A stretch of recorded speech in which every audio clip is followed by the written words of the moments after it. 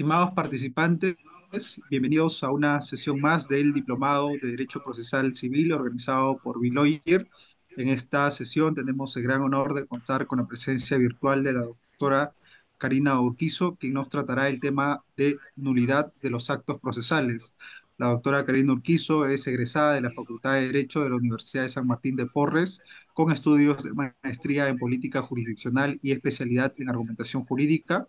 Su ejercicio profesional se centra en la evaluación, estructuración y defensa en procesos judiciales y arbitrales relacionados a litigios civiles, constitucionales, contenciosos, administrativos y comerciales, tanto nacionales y extranjeros. Doctora Karina Urquizo, muchas gracias por haber aceptado la invitación de Biloyer de participar como ponente en este diplomado de Derecho Procesal Civil. Estamos muy agradecidos por ello y estamos también contentos de contar con usted y esperamos que sea una sesión beneficiosa, una sesión provechosa para todos los participantes. Les doy el uso de la palabra para que pueda iniciar con su ponencia. Muchas gracias. Bueno, muchas gracias. Primero quiero agradecer a Bill Lawyer por la invitación para participar en este diplomado de Derecho Procesal Civil y también agradecerles a todos ustedes porque sé que es un fin de semana complicado de descanso, así que les agradezco mucho por su participación. Bueno, me han invitado para exponer sobre la nulidad de los actos procesales, así que voy a compartir mi pantalla. Me confirman, por favor, si pueden visualizar.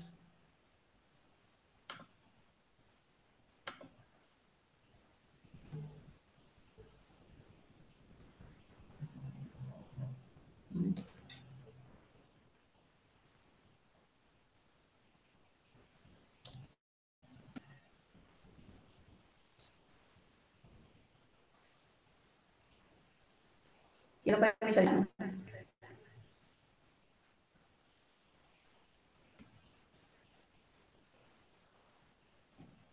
No, doctora, no se ve.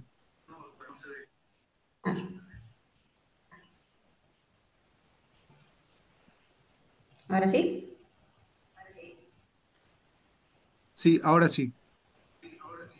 Muchas gracias. Bueno, antes de pasar a tocar el tema de las nulidades de los actos procesales, es importante hacer un recuento de algunos conceptos del proceso, eh, de, la, de los derechos que nacen en el proceso, en fin. En primer lugar, hablemos sobre la finalidad del proceso. El artículo 3 del título preliminar del Código Procesal Civil, ahí en la pantalla pueden ver el texto, señala cuál es la finalidad concreta del proceso y cuál es la finalidad abstracta, ¿no? Con relación a la finalidad concreta, es resolver un conflicto de intereses o eliminar una incertidumbre con relevancia jurídica, haciendo efectivos los derechos sustanciales, ¿no? Y bueno, y la finalidad abstracta es lograr la paz social en justicia. De esta definición contenida en el Código Procesal Civil se advierte que el proceso es un instrumento. Es un instrumento porque el derecho material, ¿no?, necesita efectivizarse. De nada sirve que yo tenga derechos conocidos en el Código Civil, en la Constitución, si no puedo ejercerlos, efectivizarlos en los hechos. Entonces, el derecho procesal lo que tiene que hacer es adecuarse a los requerimientos del derecho material. Ahora, el tema de la instrumentalización del derecho procesal civil ha ido pues cambiando en el tiempo, ¿no? Al principio se consideraba que el derecho procesal era como parte del derecho material, luego se separó de tal manera que estaban uno del otro totalmente divorciados, y es en la década de los 70 que ya se empieza a vincular o hablar más del proceso como un instrumento, ¿no? Pero no solamente como un instrumento del derecho material, sino también como un instrumento para materializar los derechos fundamentales, ¿no? Entonces ahí ya se habla y se vincula el derecho procesal con el derecho constitucional. Entonces, otra vez se reconoce al derecho procesal, ¿no?, o al proceso, mejor dicho, como un vehículo para tutelar y proteger derechos fundamentales. Entonces, la finalidad del proceso es brindar una tutela, pero no cualquier tutela jurisdiccional, sino una tutela efectiva, una tutela adecuada y tempestiva de los derechos a través de qué? De una decisión justa. Como pueden ver en pantalla, ahí vamos a hablar sobre la tutela jurisdiccional y comenté hace un momento que la tutela jurisdiccional debe ser efectiva, debe ser adecuada y debe ser tempestiva. En primer lugar, el derecho a la tutela jurisdiccional efectiva es un derecho que todos sabemos está reconocido expresamente en la Constitución Política. El artículo 139, inciso 3, dice que son principios y derechos de la función jurisdiccional. ¿Qué cosa? La observancia del debido proceso y la tutela jurisdiccional efectiva. ¿Qué decimos o a qué nos referimos cuando hacemos referencia a la tutela jurisdiccional efectiva? Pues nos estamos refiriendo a un proceso de resultados. ¿Por qué? Porque lo que se busca es que el proceso, ¿no?, brinde tutela a las exigencias del derecho material. El proceso lo que tiene que hacer es satisfacer la necesidad de justicia que solicita el litigante, que solicita el justiciable en el plano de los hechos. No necesita que en el proceso se emita una resolución que no pueda traerla a los hechos, ¿no? No necesita una sentencia que solamente constituya una letra muerta, sino que necesita que venga a los hechos. A eso se refiere la tutela jurisdiccional efectiva, un proceso de resultados que lo puedan materializar en los hechos. Luego se habla de la tutela jurisdiccional adecuada. ¿Qué significa esto? Que el proceso tenga mecanismos o también le llaman técnicas procesales que sean adecuadas para cumplir el objetivo del proceso. Dicen los medios que sirven a la finalidad del proceso deben ser los más adecuados, ¿no? Entonces, lo que tiene que hacer el legislador es crear normas, pero no cualquier norma, sino una norma procesal idónea para que se pueda cumplir con el fin del proceso, ¿no? El problema ahí es que no basta que tengas unas normas perfectas, sino que también necesitas que el juez las aplique correctamente. Eso es con relación a la tutela jurisdiccional adecuada. Y finalmente tenemos la tutela jurisdiccional tempestiva. Cuando se habla de tutela jurisdiccional tempestiva, nos estamos refiriendo al tema del plazo. No basta que tengamos una tutela efectiva, que tengamos una tutela adecuada, si es que esta tutela no se brinda en un plazo razonable o más que razonable, proporcional al derecho que está siendo discutido en el proceso. Por ejemplo, en un proceso de ejecución donde se pide el pago de una suma de dinero sobre la base de títulos valores, no es tempestivo si es que va a durar ese proceso 10 años, cosa que, por ejemplo, digamos, sí sucede en los procesos más complicados, más complejos, donde, claro, sí se espera un poco de más tiempo en la duración del proceso, porque justamente de eso se trata la tutela tempestiva, que sea el tiempo proporcional al derecho que se discute, el derecho material que se discute en el proceso. Bien, entonces eso es lo que se busca en un proceso al final, ¿no? Brindar una tutela jurisdiccional efectiva, adecuada y tempestiva. Luego tenemos otro concepto que todos conocemos, que es el derecho a la seguridad jurídica. El derecho a la seguridad jurídica también es un derecho fundamental, es un derecho que está reconocido en la Constitución y junto con el derecho a la igualdad, son pilares del derecho, o perdón, del Estado de Derecho, ¿no? Solo se puede hablar de un Estado de Derecho si existe, ¿qué cosa? Un ordenamiento previsible, un ordenamiento confiable. Para hablar de seguridad jurídica, debe de concurrir los elementos que voy a decir a continuación y que pueden ver en pantalla. Está la cognoscibilidad, la confiabilidad, la calculabilidad y la efectividad. ¿Qué significa cada uno de esos? Cognoscibilidad se refiere a, por un lado, un derecho del justiciable y por otro lado, un deber del legislador. el justiciable tiene derecho a acceder a las normas que van a guiar o que estructuran el procedimiento, ¿no? Y obviamente estas normas deben de responder a aquello que se necesita para otorgar la tutela. El legislador, por su lado, tiene el deber de estructurar un procedimiento que pueda ser conocido por el justiciable y de esta manera sean adecuadas para responder a la necesidad de tutela solicitada por el justiciable al Estado a través del Poder Judicial. El elemento de confiabilidad se refiere más bien a que el justiciable tiene derecho a que las decisiones que se emitan en el procedimiento sean estables, ¿no? Que no se muevan.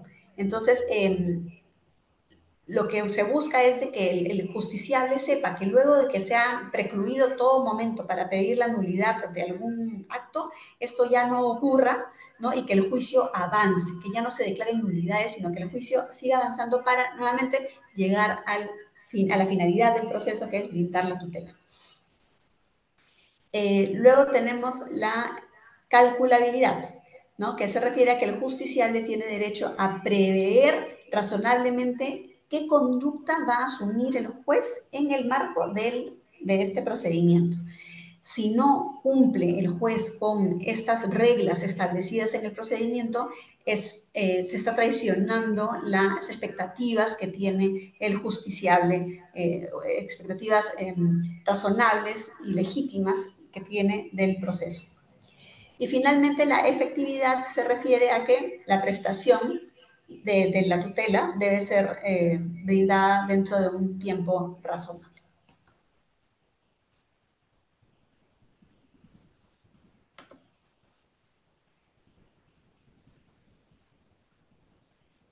Un momentito, por favor.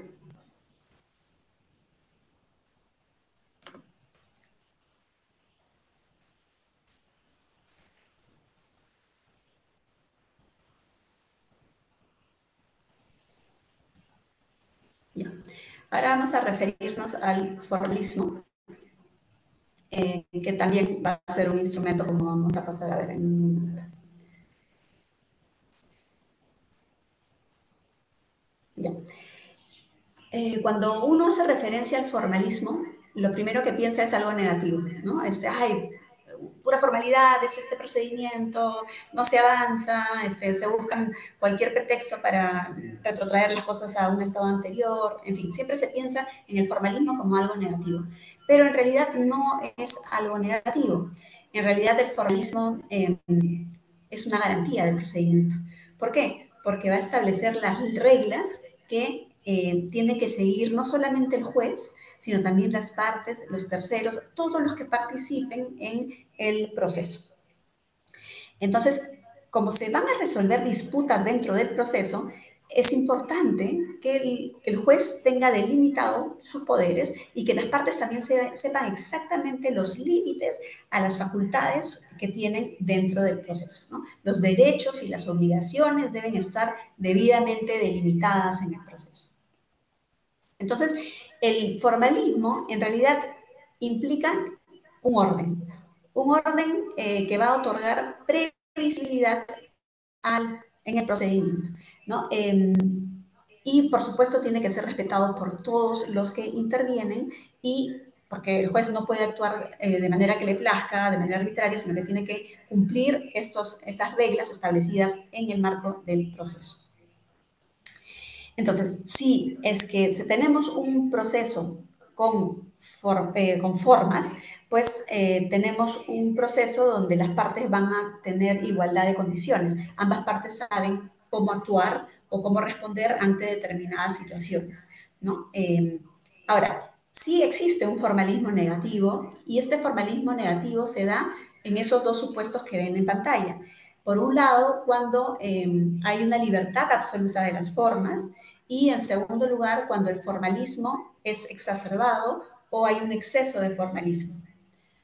¿Cuándo estamos en el primer supuesto? Imaginemos de que no hay reglas en el procedimiento y que más bien es el juez el que tiene que determinar las reglas del procedimiento. Obviamente, ahí podríamos estar sujetos a arbitrariedades de parte del juez. claramente se podrían emitir pronunciamientos injustos. Igualmente, si se le dejara a las partes decidir libremente cómo es que van a resolver, perdón, cómo van a actuar dentro del proceso, también es muy probable de que hayan injusticias, porque la parte que tenga más poder seguramente va a prevalecer sobre aquella que tenga menos poder, ¿no? Eh, por otro lado, el formalismo negativo del literal B que menciono, que es el formalismo exacerbado o exceso de formalismo, se refiere a aquel formalismo donde se prefiere de manera irracional la aplicación de formas por sobre la finalidad del proceso, ¿no? Entonces, se aplican formas de tal manera o formalidades de tal manera que se obstruye la finalidad del proceso que, otra vez hemos dicho, se trata de brindar tutela jurisdiccional efectiva, adecuada y tempestiva. Entonces, cuando el juez invalida actos por invocando que se han incurrido en vicios, o sea, asuntos formales, está perdiendo de vista el logro de la finalidad del proceso, ¿no?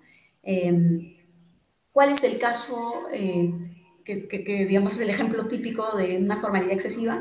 Los casos del artículo, si no me equivoco, es el 50 del Código Procesal Civil, que dice que los escritos tienen que tener márgenes determinados, o el artículo 122 del Código Procesal Civil, que dice que las resoluciones deben contener el número de resolución bajo sanción de nulidad.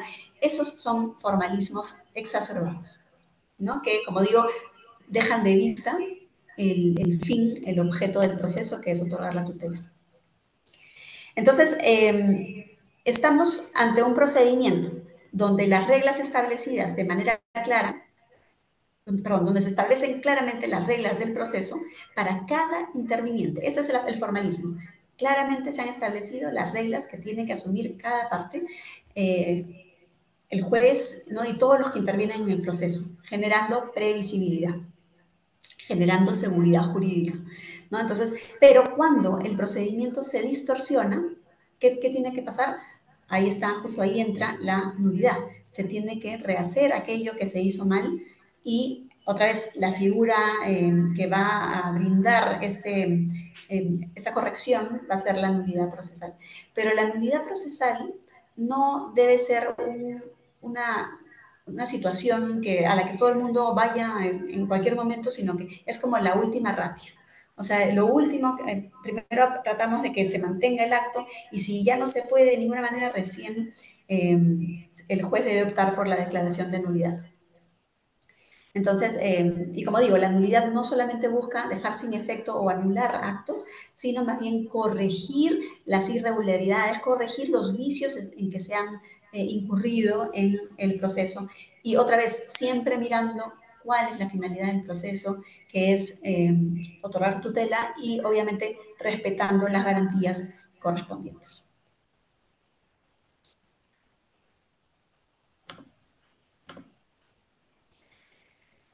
Bien, ahora, vamos a hablar sobre el acto procesal. El proceso está conformado por actos y estos actos pues, son procesales, pues se dan en el marco de un proceso, ¿no es cierto? Ahora, un sector de la doctrina decía que el acto procesal viene a ser una subespecie del acto jurídico, de tal manera que el acto procesal debía cumplir con los elementos que están vistos o señalados en el Código Civil, ¿no? Cuando hace referencia al acto jurídico. Es decir, se veía que se cumpliera con los elementos de capacidad, elemento de finalidad, elemento del objeto, elemento del forma, ¿no? O sea, todos esos cuatro elementos debían concurrir en el acto procesal, entendido nuevamente como una subespecie del acto jurídico, ¿no? Y más bien dentro de ese grupo de personas que consideran que el acto procesal es una subespecie del acto jurídico, unos decían de que eran el vicio que podía generar la nulidad de un acto procesal era aquel que no cumplía una formalidad procesal independientemente del contenido, ¿no? Ese tipo de vicio es el vicio extrínseco, ¿no? Que solamente se refiere al incumplimiento de formalidades.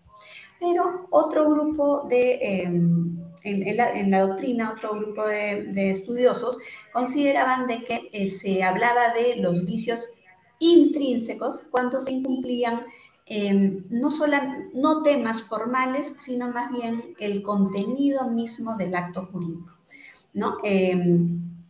Justamente viendo estos elementos, el incumplimiento de uno de los elementos del acto procesal, es decir, la capacidad del objeto, la finalidad y la forma. Ana María Rarte pone como ejemplo de estos vicios intrínsecos si en el proceso, por ejemplo, una parte pierde capacidad porque ha sido declarada interdicta, ¿no? Entonces ahí no estamos ante un vicio extrínseco, que es un vicio formal, sino es un vicio intrínseco porque se está incumpliendo un elemento del acto procesal. Sin embargo, en Cavani, y me voy a referir mucho a él porque su lectura es muy interesante y se la recomiendo, su libro es La nulidad en el proceso civil. Él dice de que no está bien esta distinción, porque no existen,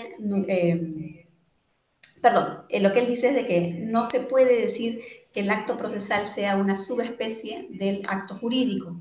Lo que él dice es de que para determinar si un acto procesal tiene, digamos, procesabilidad, tienen que cumplirse tres requisitos. Independientemente de los elementos, tienen que cumplirse tres requisitos. El primero es que los efectos, y ahí lo pueden ver en pantalla, los efectos deben producirse en el proceso, ¿no? No fuera del proceso, sino dentro del proceso. En segundo lugar, importa quiénes son los que producen el acto. Para ser considerado un acto procesal, quienes producen el acto deben ser aquellos que conforman la relación procesal. Y en tercer lugar, para saber si un acto califica como acto procesal, tiene que verse la sede en el que se produce el acto procesal.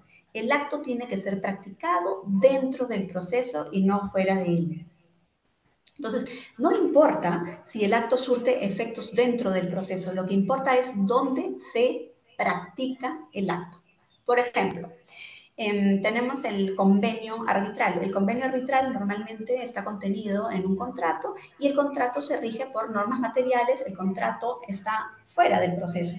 Que se presente al proceso, que la parte deduzca una excepción de convenio arbitral, que el juez resuelva declarando fundado o infundado, eso ya son actos, claro, esos son actos procesales, pero no significa que el convenio arbitral sea un acto procesal. Igualmente, otro ejemplo es el otorgamiento de poderes por escritura pública. El poder, si bien es cierto, se presenta al juzgado y va a tener efectos en el proceso, no significa que sean actos realizados dentro del proceso. La escritura pública se otorga fuera ante el notario y recién se presenta al proceso. Entonces, esos actos no califican como actos procesales. Y lo más importante que resalta Cavani es que para que un acto procesal sea calificado como tal, tiene que regirse necesariamente por el derecho procesal, ¿no? Entonces, por ejemplo, si la transacción se presenta al Poder Judicial, nosotros diremos, ¿es un acto procesal? Pues no. ¿Por qué? Porque la transacción es un contrato que se rige por el Código Civil. Es un acto extraprocesal. ¿Qué sería un acto procesal? Cuando el juez homologa esa transacción, ¿no? Entonces, no todos los actos que se realizan afuera, es más, perdón, los actos realizados fuera del proceso no pueden calificar como actos procesales, solo aquellos que se producen dentro del proceso. Tampoco califican como actos procesales los actos celebrados por... ¿Aló?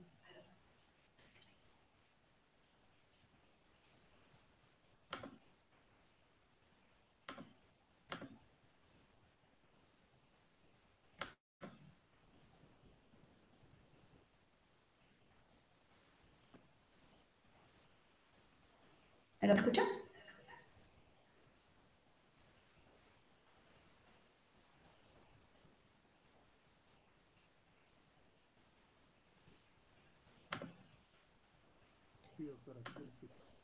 Bueno, me confirma que me escuchan, por favor. Bueno, decía, Entonces, el acto procesal, para ser calificado como acto procesal, tiene que darse en el marco del proceso.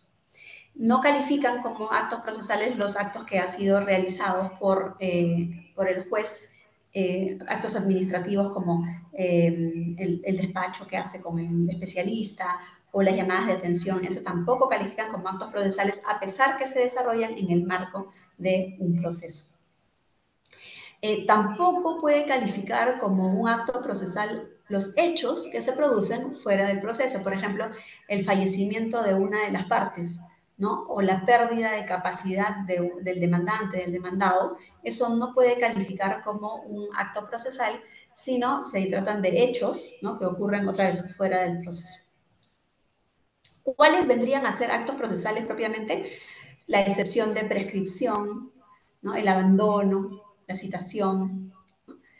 Entonces, al final, Cavani lo que dice es: yo no estoy de acuerdo con que se señale que el acto procesal es una forma, ¿no?, o una especie del acto jurídico, por tres razones principalmente. Una, porque nuevamente se rigen por normas distintas, ¿no? Las reglas que rigen los actos procesales es el derecho procesal, mientras que los otros actos se rigen por el derecho material.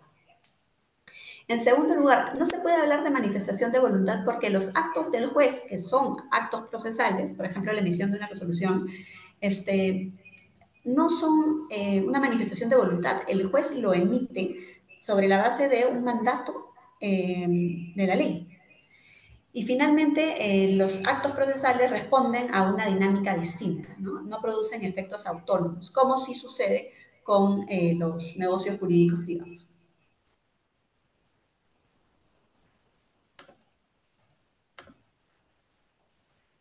Ahora vamos a pasar a lo que es el acto viciado o acto nulo, ¿no? No son iguales, no es lo mismo.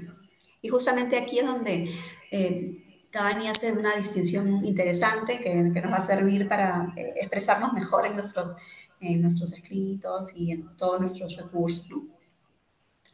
En primer lugar, para hablar de nulidad, necesariamente se tiene que hablar de un vicio. O sea, el vicio es el presupuesto para que haya una nulidad.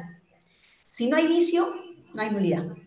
Entonces, para que haya o para hablar de un vicio tiene que haber una imperfección estructural. ¿Qué significa? Por un lado, una imperfección. Eso significa que hay un acto que no es perfecto, hay un acto imperfecto, hay un acto defectuoso. ¿Y por qué es defectuoso? Porque incumple los parámetros que impone la ley para su correcta realización. Y es estructural porque se incumple la forma legalmente establecida, y la forma debe entenderse en un sentido lato, no como forma de la forma propiamente dicha, donde se hace referencia a los elementos de lugar, tiempo, modo, sino en un sentido lato donde también se incluye el contenido del acto procesal, ¿no?, cuando hablamos de los presupuestos procesales. ¿Qué acto, por ejemplo, es viciado? Un acto de notificación incorrecto, ¿no? Una notificación mal realizada. Otro acto viciado sería una sentencia que no está debidamente motivada. Otro vicio podría ser un remate que no cumple con los requisitos de publicación que exige la norma, ¿no? Estos son actos viciados. No es lo mismo un acto viciado que un acto nulo. Un acto nulo requiere necesariamente de un pronunciamiento del juez que declare que ese acto es inválido, es nulo, ¿no? Acto nulo requiere necesariamente un pronunciamiento del juez sobre la nulidad. Acto viciado es el que tiene justamente un vicio formal o sustantivo, ¿no?, pero que no ha sido declarado nulo. O sea, simplemente es un vicio, que obviamente, dependiendo de la trascendencia de este vicio, podrá ser declarado nulo. Entonces, por eso es que se dice que no toda nulidad, perdón, toda nulidad proviene de un vicio, pero no todo vicio produce una nulidad, porque hay vicios, de nuevo, que no son trascendentes y por tanto no generan o no permiten, ¿no?, que un juez declare su nulidad. Entonces, el acto nulo que es la constatación de que existe un acto viciado, ya que no es posible de subsanar y que necesariamente requiere que el juez lo declare como tal.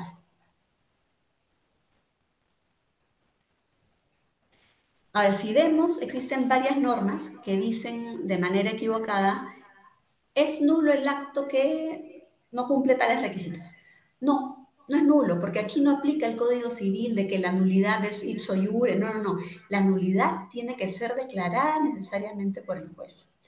¿Ya? Entonces, cuando la norma dice es nulo, cuando el Código Procesal dice es nulo, en realidad lo que está diciendo está ordenando que el juez declare nulo determinado acto si no cumple con determinados requisitos. Pero no debe entenderse como que es una nulidad ipso iure, que no lo es.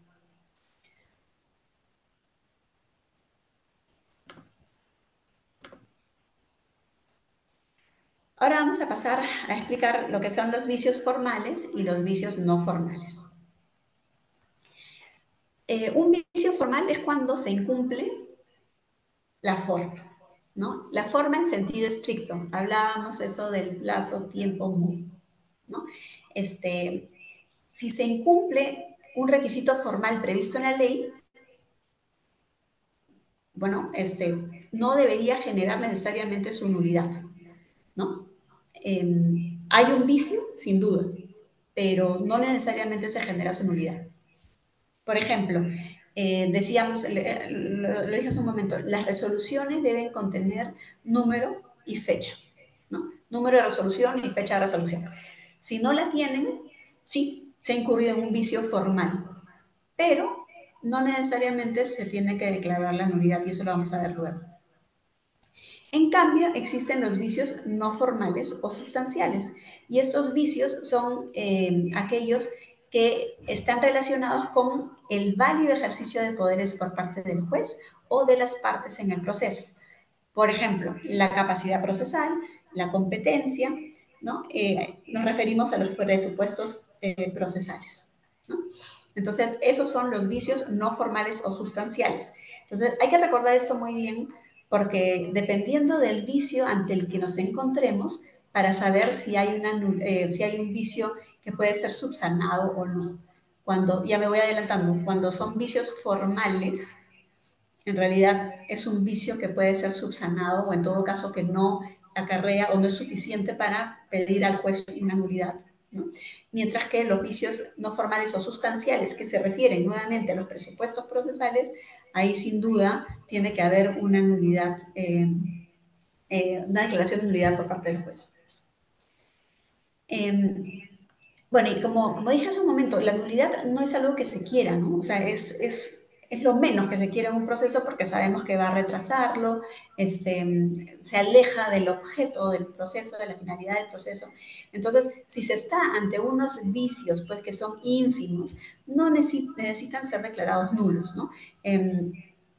Y estos vicios que realmente no son suficientemente potentes para ser nulos, pues se reciben la categoría de irregularidades. Y las irregularidades sí son una especie de vicio, pero como digo, son incapaces de producir una nulidad. ¿Y por qué? Porque son irrelevantes, ¿no? Entonces, si bien es cierto, no se declara su nulidad, el juez no declara su nulidad, van a surtir efectos, pero no, realmente no va a afectar la finalidad del objeto del proceso. Un ejemplo de este tipo de irregularidades son los escritos que presentan las partes donde no se cumplen los márgenes, ¿no? O sea, no es sustancial el vicio, no es capaz de producir una nulidad, ¿no? Entonces, no es necesario que se declare su nulidad porque su incumplimiento no va a afectar la finalidad del proceso.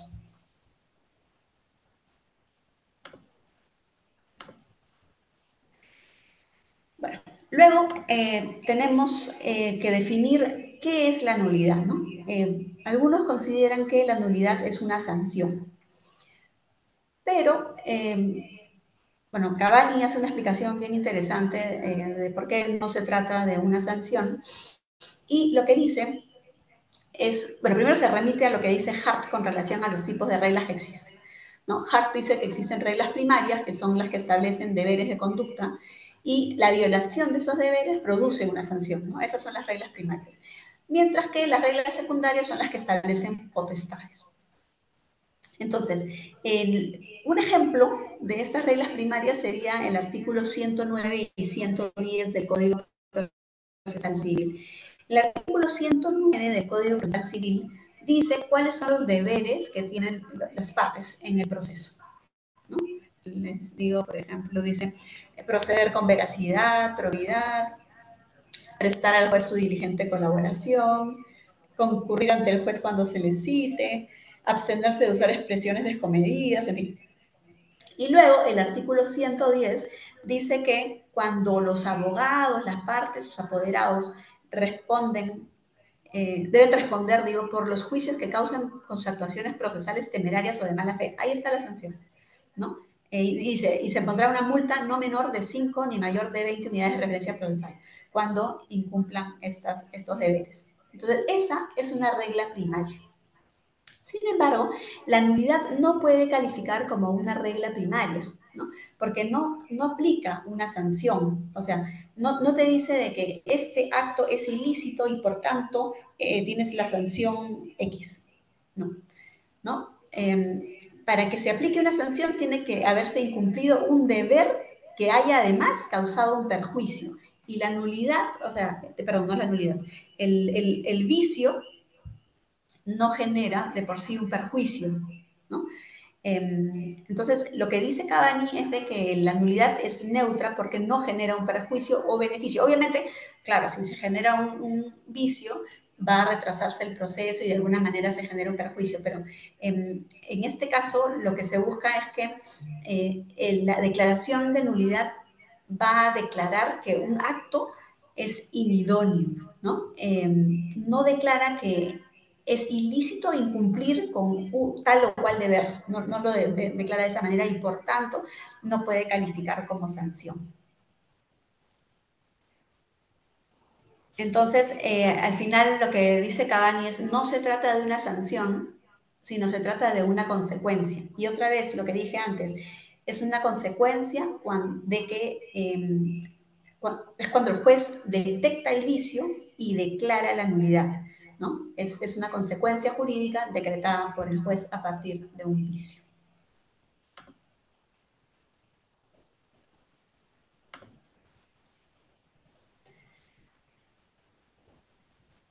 Bien.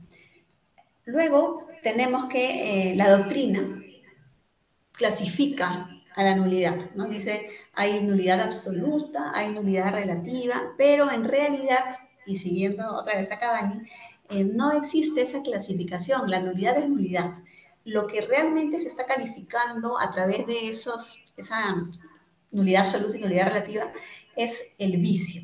Si el vicio es insubsanable, estamos ante una posibilidad de que el juez declare una nulidad, ¿no? Si estamos ante un vicio que sí puede ser subsanado, pues es un acto que no necesariamente tiene que ser declarado nulo, ¿no? ¿Por qué?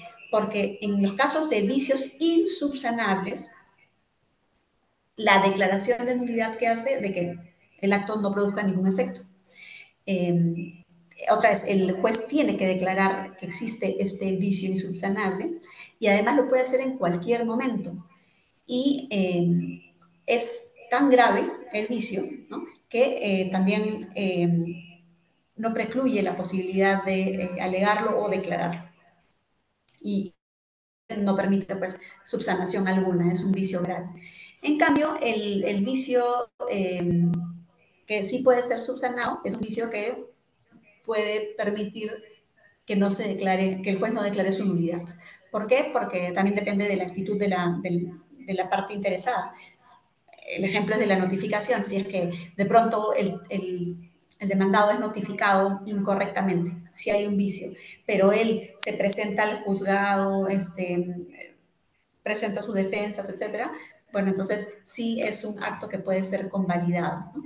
Puede ser un acto subsanado y otra vez el juez no tendría que declarar la nulidad del acto porque se cumplió la finalidad de la notificación, ¿no?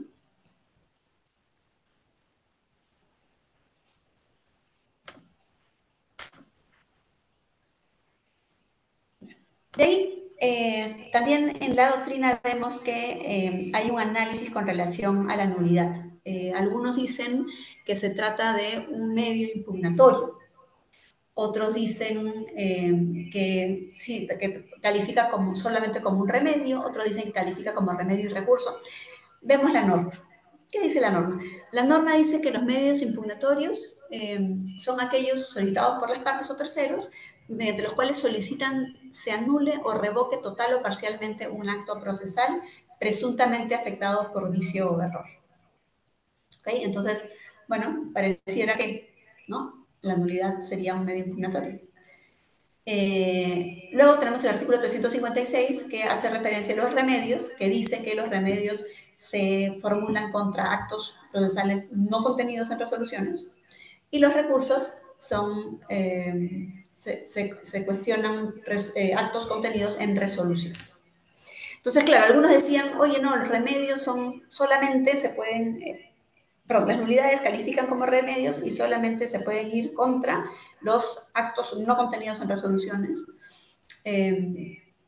Pero bueno, al final lo que se dijo en doctrina es, no, en realidad la nulidad es un medio impugnatorio, ¿sí? Pero que a veces califica como remedio cuando se cuestiona algún acto procesal no contenido en resolución, pero a veces es un recurso cuando está contenido en, por ejemplo, una apelación o en un recurso de casación, ¿no? O sea, dependiendo qué es lo que busque la nulidad, ¿no? Es un medio impugnatorio así complejo, ¿no? Eh, pero lo cierto es de que está mal dicho, la nulidad es un medio impugnatorio. En realidad, la nulidad, como he mencionado varias veces, la nulidad es la declaración del juez, ¿no? Lo que tendría que decir la doctrina es que el pedido de nulidad es un medio impugnatorio, no decir que la nulidad es un medio impugnatorio, ¿no? Eh, entonces, la nulidad, como ya se ha dicho, es un acto procesal, es un acto jurisdiccional, es la declaración del juez de la inexistencia de un acto procesal, ¿no? ¿Por qué? Porque tiene un vicio. Y, por tanto, la nulidad, así, la nulidad no puede ser calificada como un medio impugnatorio. El pedido de nulidad es el medio impugnatorio. Y además es un pedido de parte, ¿no? Solamente es un acto procesal de parte.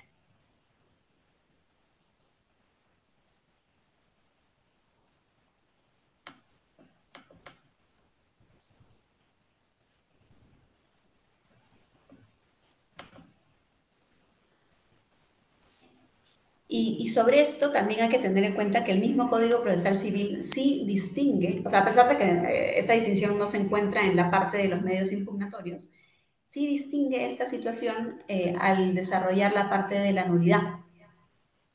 Por ejemplo, lean el artículo 171 en pantalla, dice, la nulidad se sanciona solo por causa establecida en la ley, ¿no? Entonces, la nulidad es la declaración de nulidad, no se está refiriendo al pedido de nulidad, la declaración de nulidad se sanciona por ley.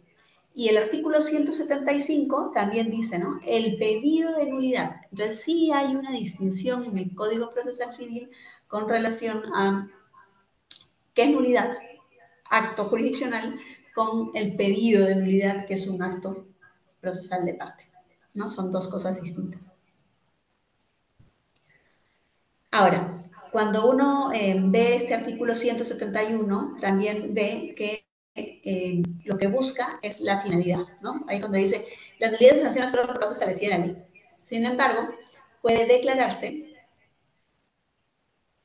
un minuto, puede declararse cuando el acto procesal careciera de los requisitos indispensables para la obtención de su finalidad. Se habla de la finalidad. Veamos la finalidad. El Código Procesal Civil está bajo el modelo de la finalidad. Esto significa de que cuando el artículo 171 dice que puede declararse la nulidad cuando el acto procesal careciera de los requisitos indispensables para la obtención de su finalidad. Lo que está diciendo, contrario a Sensu, es que es válido el acto procesal si cumple su finalidad. Entonces, todo el Código Procesal Civil, hasta la fecha, tiene un modelo de la finalidad. Va a buscar que se cumpla la finalidad del acto procesal. El problema, y eso es lo que justamente cuestiona Cavani, es que no siempre es fácil saber la finalidad del acto procesal. El único caso que sí señala cuál es el objeto del acto procesal es el artículo 155, cuando explica que el acto de notificación tiene por objeto poner en conocimiento a los interesados el contenido de las resoluciones judiciales. Es el único caso, la única norma que dice cuál es el objeto del acto procesal de notificación. ¿Cuál? Poner en conocimiento el contenido de las resoluciones judiciales. Ese es el único caso. Pero en todos los demás actos, no, el Código Procesal no dice cuál es su finalidad. Entonces, va a depender del juez establecer cuál es la finalidad. Va a depender del juez determinar si es que realmente corresponde que él declare la nulidad del acto, porque según él se ha cumplido o no la finalidad de ese acto. Entonces, el problema de eso es que, claro, el juez puede incurrir en errores al momento de establecer si se ha cumplido o no con la finalidad.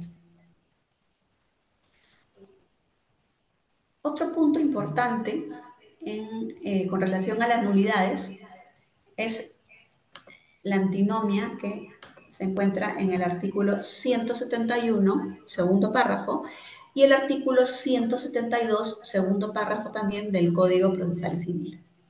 Ahí pueden ver el texto. En el segundo párrafo del artículo 171 dice: cuando la ley prescribe formalidad determinada sin sanción de nulidad para la realización de un acto procesal, este será válido si, habiéndose realizado de otro modo, ha cumplido su propósito. Entonces, habla por un lado de una formalidad, dice que la formalidad sin sanción de nulidad, entonces no hay conminación de nulidad. Dice, bueno, si no se cumple, ¿no? Si no se cumple la formalidad, es válido si se cumple el propósito, ¿no? Si se cumple la finalidad del acto. Por otro lado, tenemos el artículo 172. ¿Qué es lo que dice? Hay convalidación cuando el acto procesal, no obstante carecer de algún requisito formal, logra la finalidad para la que estaba destinado. En ese segundo párrafo no se hace referencia a la conminación de nulidad. Entonces, en general, lo que dice este segundo párrafo es que si no se cumple con una formalidad, igual no tiene que ser declarado nulo, se convalida siempre que se cumpla con la finalidad. No hace referencia a la combinación de nulidad. Entonces, hay una antinomia porque ante el mismo supuesto, ¿no? Que sería que se incumple la formalidad, el segundo párrafo del artículo 171 dice de que no hay problema, no se declara la nulidad, siempre que no haya combinación de nulidad. Pero el otro simplemente dice, no se declara la nulidad en la medida que se cumpla con la finalidad. Entonces, ¿cuál se aplica? ¿No? Ese es un problema que se encuentra en las normas procesales. ¿Qué pasa si la formalidad tiene una combinación de nulidad? ¿Se tiene que declarar necesariamente la nulidad del acto? Según el esquema que propone nuestro Código Procesal Civil, debería preferirse otra vez el cumplimiento de la finalidad, ¿no? Porque otra vez el código acoge este modelo de finalidad y pues debería de preferirse el cumplimiento de la finalidad, la convalidación. Por supuesto, esto en casos de vicios formales, esos que se refieren a plazo, modo y lugar, porque obviamente no es subsanable aquellos referidos a los presupuestos procesales, es decir, a la competencia, capacidad de las partes.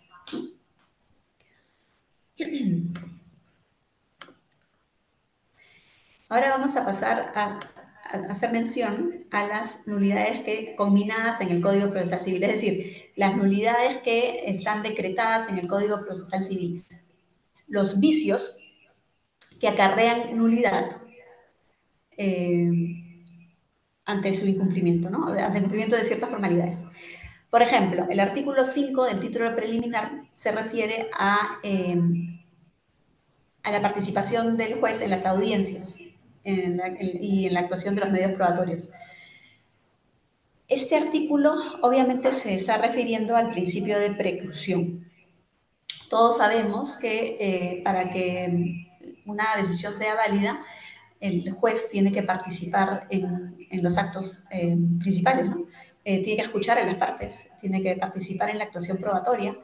Si no lo hace, pues se incumple este principio de inmediación. Incluso ahí se habla sobre la excepción de las actuaciones procesales por comisión, pero sabemos que no es lo mismo de que un juez comisionado actúe una prueba frente a un juez que debe realizarla directamente, ¿no? No tiene la información de primera mano, no puede percibir las cosas que podría, si es que ese mismo juez actuara la prueba, ¿no? Entonces, claro, lo que se dice es, si es que no participa el juez, es nulo, ¿no? Es nulo el acto. Obviamente, no es nulo el acto como acto nulo, sino que podrá ser declarado por el juez nulo porque ha incurrido en un vicio y es un vicio formal, ¿no?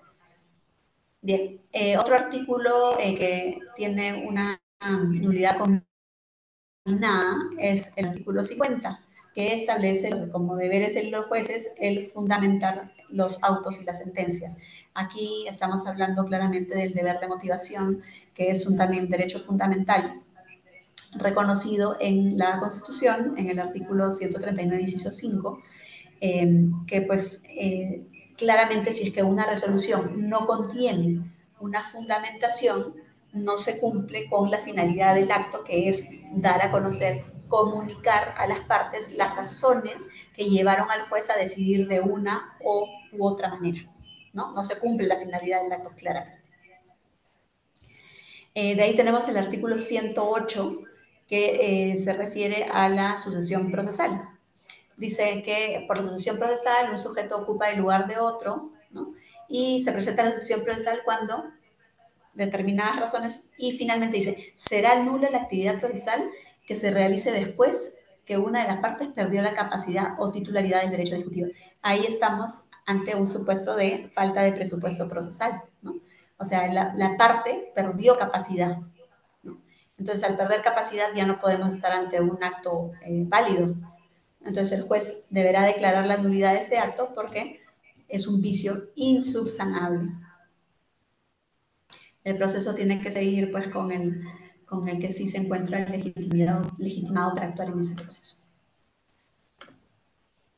Otra nulidad combinada en el Código Procesal Civil es el artículo 122. Y ahí sí podemos apreciar varios tipos de formalidades, ¿no? La formalidad, el vicio, perdón, vicios formales y vicios sustantivos, ¿no? En este caso, por ejemplo, dice las resoluciones contienen ciertos requisitos, ¿no? Dice la indicación del lugar y fecha en que se expiden, el número de orden, el orden numérico correlativo de los considerandos, el plazo para su cumplimiento, la condena de costos, en fin. Y al final dice, si no se cumple con esos requisitos, es nula la sentencia o las resoluciones. Entonces, ahí nos preguntamos, ¿el no señalar el número de orden de la resolución es suficiente para declarar la nulidad del acto? Claramente no, ¿no?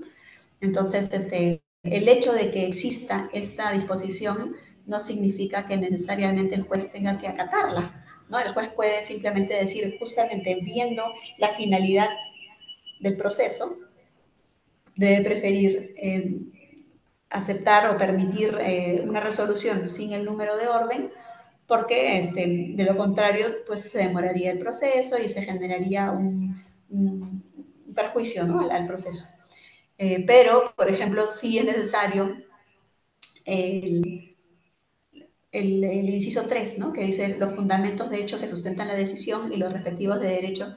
Bueno, eso sí, ¿no? Toda resolución debe contener esos fundamentos porque de esta manera las partes pueden saber las razones que llevaron al juez a resolver de determinada manera. Otra, otra nulidad combinada en el Código Procesal es la que está contenida en el artículo 165 del Código Procesal Civil. Esta se refiere a la notificación por edictos, ¿no? Dice que uno tiene que declarar que hizo todo lo posible para saber dónde está domiciliada una parte y si agotó todas las gestiones, pues simplemente se notifica por edicto. Pero si se prueba de que esta declaración es falsa, se anulará todo lo actuado. Y este artículo es como contradictorio con lo que dice el artículo 172. Vamos a recordar qué dice el artículo 172.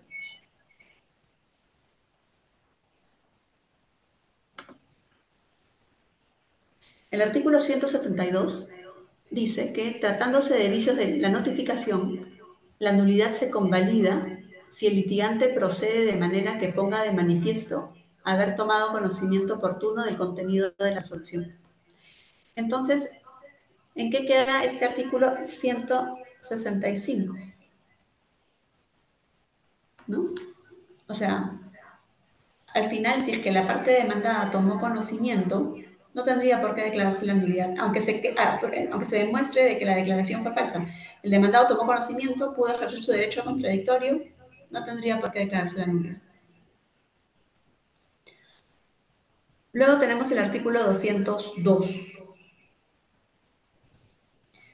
que hace referencia a la dirección del juez, ¿no? La audiencia de pruebas será dirigida personalmente por el juez bajo sanción de nulidad. Nos remitimos a lo que dijimos hace un momento con relación a al artículo 5 del título preliminar, ¿no? Que se refiere a la inmediación. Todos los actos, las audiencias, tienen que realizarse frente al juez para que éste pueda tener contacto directo con las partes, con las pruebas y pueda resolver de manera idónea.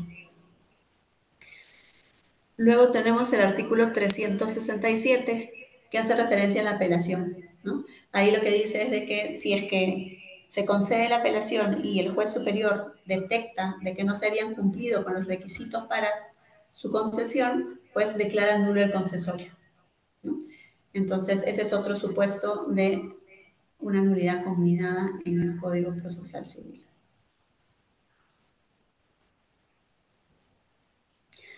Otra nulidad la encontramos en el artículo 437, que habla sobre la nulidad del emplazamiento defectuoso, ¿no?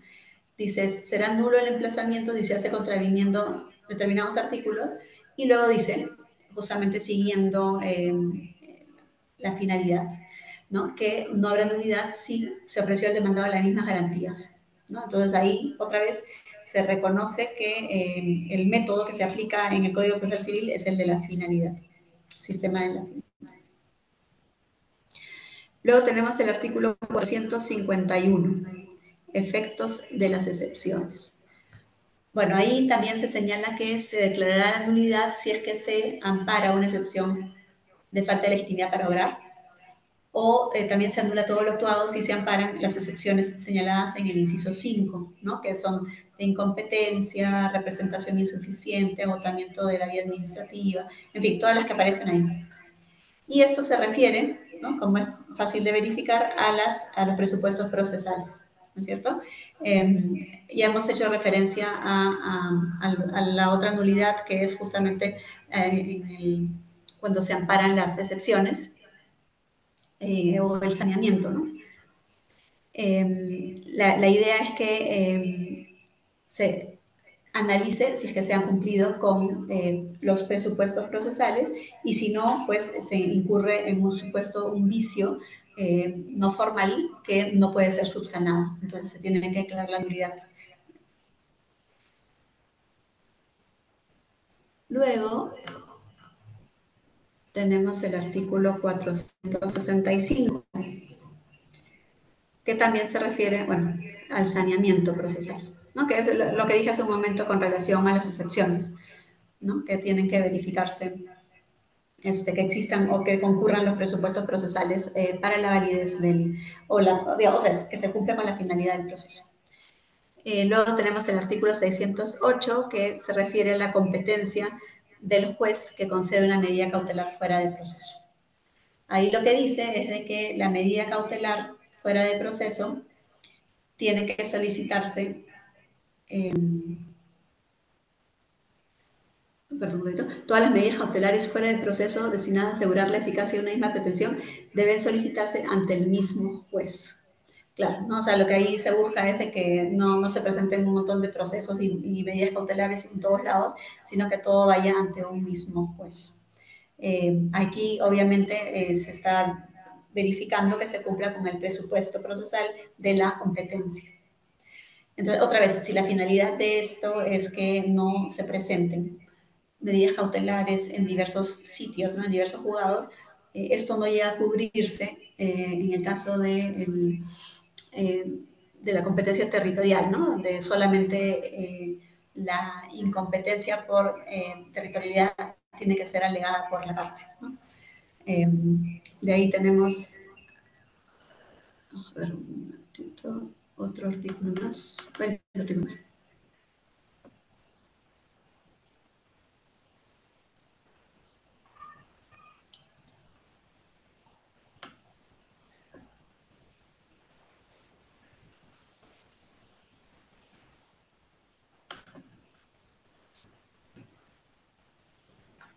Ya. De ahí está el artículo 611, que dice que la decisión que ampara o rechaza la medida cautelar debe encontrarse debidamente motivada, ¿no? Ahí nuevamente nos remitimos a lo que dice el artículo 139 de la Constitución, que dice que toda resolución debe estar debidamente motivada porque es la única manera que la parte pueda conocer las razones que llevaron al juez, en este caso, a conceder o a rechazar la medida cautelar. Luego, otras nulidades combinadas son aquellas referidas al remate, ¿no? Ahí pueden ver el artículo 733 que dice que la publicidad del remate no puede omitirse aunque medie renuncia al ejecutado bajo sanción de nulidad, ¿no? O sea, la publicidad es básica en el remate. El artículo 741, si el saldo del precio del remate del inmueble no es depositado, el juez declara la nulidad.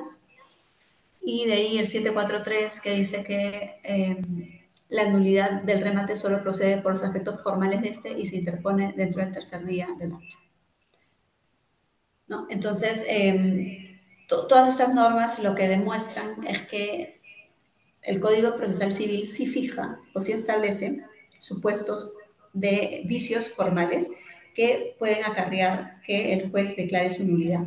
Y hay supuestos que sí suponen vicios insubsanables, por ejemplo, la motivación.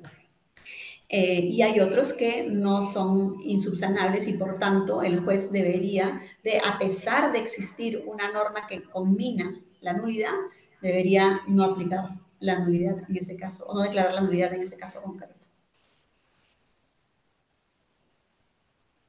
Bien, esos son los casos que tenemos en el Código Procesal Civil que regulan o establecen las nulidades combinadas.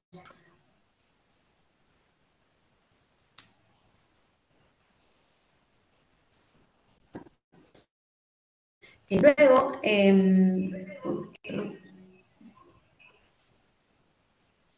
van a disculpar, pero es que tengo una máquina nueva y que realmente no me hace caso.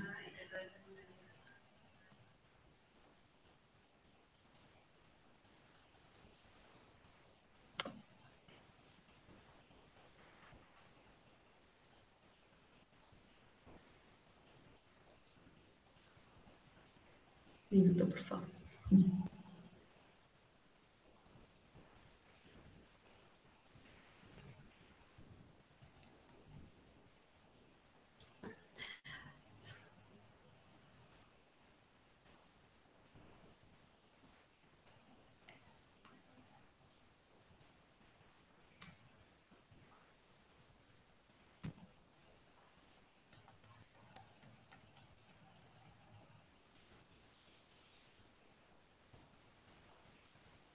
Ya.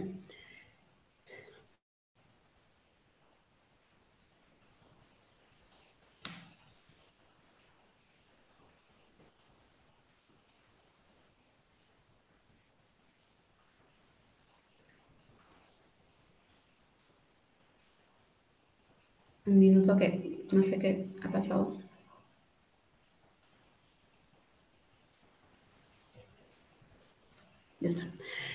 Bueno, entonces teníamos que el procedimiento y el plazo para pedir la nulidad, eso también está regulado en nuestro Código Procesal Civil. Tenemos que el pedido de nulidad debe presentarse en la primera oportunidad disponible para el perjudicado, ¿no? ¿Esto qué significa? Mm, Muchos se preguntan, ¿cuál es el plazo para presentar una nulidad? Y bueno, la norma es clara, lo que se dice es que es en la primera oportunidad que se tiene para presentar la nulidad, el pedido, ¿no? Eh, pero algunos también, como han considerado que la nulidad es un remedio, algunos consideran que se tiene que interponer en el plazo de 3 días, ¿no? Yo particularmente prefiero siempre presentarlo dentro del plazo de los 3 días para curarme en salud, pero como les he mencionado hace un momento, la nulidad no es un remedio, no es un medio impugnatorio. Lo que es un medio impugnatorio es el pedido de nulidad, que es una cosa distinta. Entonces, el pedido de nulidad pues dice la norma de que se plantea en la primera oportunidad que se tiene para hacerlo. Luego, si es que ya se emitió sentencia, la nulidad se tiene que plantear junto con el recurso de apelación, ¿no? Y obviamente se tiene que sustentar el agravio también que produce ese supuesto, ¿no? Ahora, en primera instancia, el juez resuelve el pedido de nulidad corriendo traslado a la otra parte. Como sabemos, es importante que la otra parte pueda ejercer su derecho al contradictorio. Igualmente, en segunda instancia, si es que va a resolver una nulidad, pues va a darle la posibilidad a la otra parte para que absuelva. Luego, si es que los pedidos de nulidad se realizan en segunda instancia, deben ser presentados en la primera oportunidad que tiene el interesado. Y la sala las tiene que resolver de manera inmediata. Luego tenemos el artículo 173, que se refiere a los efectos que produce la nulidad o la declaración de nulidad, ¿no? Para decirlo correctamente. Por un lado, tenemos los efectos subjetivos, es decir, a quién alcanza la declaración de nulidad y obviamente solamente va a alcanzar a las partes involucradas, ¿no? En el acto que está viciado. Y por otro lado, establece el límite objetivo, es decir, hasta dónde llega esa nulidad. Y a dónde va a llegar, a las resoluciones, obviamente que contienen el vicio, y también a todas las que están relacionadas con ella, pero no quiere decir que tenga que anularse o declararse la nulidad de todos los actos posteriores a la emisión de este acto viciado, sino solamente de aquellos que están vinculados o relacionados con ellos. Finalmente, el artículo 175 del Código Procesal Civil establece que el pedido de nulidad puede ser declarado inadmisible o improcedente, ¿no? En los siguientes casos. Primero, cuando se formule por quien ha propiciado o permitido o dado lugar al vicio. ¿Esto qué significa? Bueno, todos sabemos de que nadie puede invocar su propio hecho, ¿no? Para lograr un beneficio, ¿no? O sea, si yo genero un supuesto vicio, no voy a invocarlo yo misma para invocar una nulidad, ¿no? Para pedir una nulidad. El segundo supuesto es que se sustente en causal no prevista en el código, pero ahí es discutible porque, como ya les dije, hay los vicios formales y los vicios sustantivos, digamos, ¿no? Que están referidos a los presupuestos procesales. Entonces, yo sí creo que uno puede pedir la nulidad, aunque no esté señalada en el Código Procesal Civil, pero si se refiere a la ausencia de un presupuesto procesal, como lo es la competencia, la capacidad y lo que hemos comentado anteriormente. También dice que es improcedente el pedido de nulidad si se trata de una cuestión anteriormente resuelta. Obviamente, cuando se dice esto, la finalidad es de que un acto pues quede ya inamovible para que el proceso siga su curso, ¿no? O sea, no se trata de que alguien pueda pedir de manera ilimitada la nulidad de un mismo acto, invocando los mismos argumentos y de esta manera generando demoras en el proceso, ¿no? La finalidad es de que una vez de que sea resuelto un pedido de nulidad, ya esta decisión quede, digamos, inamovible y que nuevamente se continúe el proceso tratando de llegar finalmente al lograr la finalidad del proceso, que es brindar la tutela jurisdiccional efectiva, adecuada y tempestiva. Y finalmente, otra causal de improcedencia del pedido de nulidad es que la invalidez haya sido saneada, convalidada o subsanada. Y eso es, bueno, como ya mencionamos antes, se trata de supuestos en los cuales se ha incurrido en un vicio formal, eh, estos que están referidos al plazo, modo, lugar, ¿no? Que pueden sí ser subsanados en la medida que la otra parte, por ejemplo, convalide el acto, actúe de manera tal que demuestre que el objeto o la finalidad del acto haya cumplido su finalidad. Bueno, con todo esto termino mi exposición, agradezco mucho su tiempo y en verdad disculpen que he tenido problemas con esta máquina. Muchas gracias.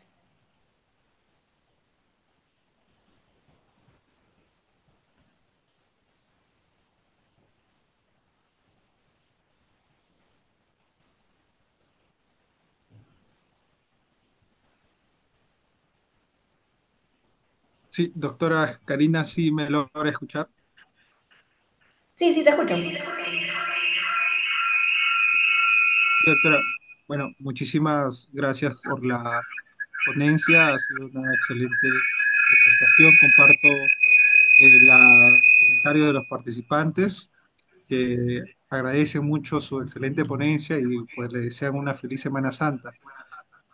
Ha sido un día complicado, pero muchas gracias por el esfuerzo de dictar el día de hoy en esta sesión.